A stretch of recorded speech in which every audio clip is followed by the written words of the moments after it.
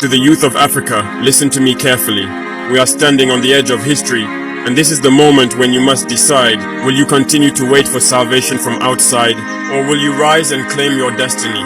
For too long, we have been told that we are too weak, too poor, too uneducated to build our own future. But I tell you today, that is a lie. They said Africa cannot manufacture its own machines, yet every year we produce millions of brilliant minds, but only to serve others.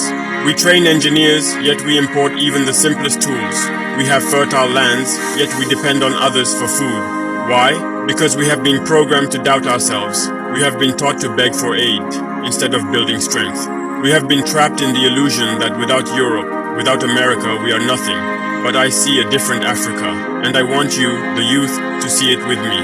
I see an Africa where the sons and daughters of this continent become the inventors of tomorrow, where we build satellites that orbit the earth, and they are made by African hands, where our doctors do not flee to foreign countries, but stay to build health systems that serve our people with dignity, where we are not the customers of foreign technologies, but the creators of technologies that change the world. But my children, to get there, you must understand, no one will build this Africa for you.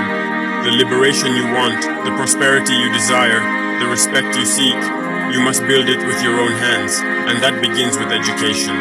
Not the kind of education that teaches you to pass exams and wear a suit, but the education that teaches you to solve problems, to think critically, to ask, what can I create? What can I improve?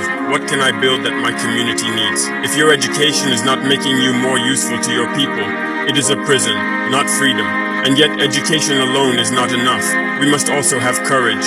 Courage to innovate. Courage to fail and try again. Courage to stand tall and say, I will not run to Europe for a better life. I will build my better life here. Look at the world. It is built by men and women no different from you.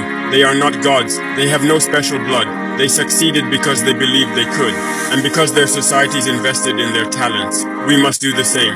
My vision is of an Africa where every youth is a soldier, not with guns, but with skills, with knowledge, with innovation. Imagine an Africa with its own search engines, its own social media platforms, its own tech giants, its own pharmaceutical industries, its own energy companies driven by solar and wind, from the Sahel to the Cape.